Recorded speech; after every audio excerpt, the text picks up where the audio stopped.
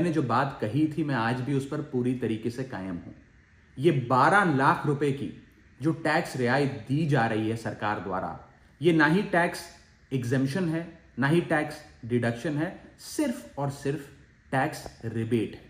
यानी कि 12 लाख रुपए से ऊपर अगर आप आमदनी कमाते हैं एक वित्तीय वर्ष में, तो आपको अपनी पूरी आमदनी पर इनकम टैक्स भरना पड़ेगा।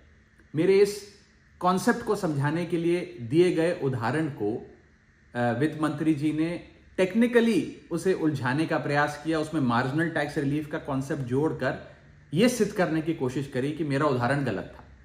मैं आपसे वित्त मंत्री जी सीधे तौर पर पूछना चाहता हूं, क्या यह सत्य नहीं है कि अगर कोई व्यक्ति 12 लाख से ऊपर इनकम कमाएगा तो उसको अपनी पूरी इनकम पर टैक्स भरना पड़ेगा?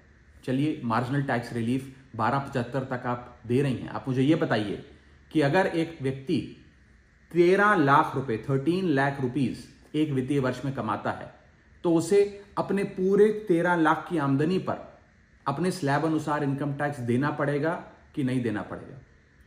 या 13 लाख माइनस 12 लाख की टैक्स रिबेट 1 लाख पर देना पड़ेगा? सही जवाब है कि उसे पूरे 13 के 13 पर इनकम टैक्स भरना पड़ेगा।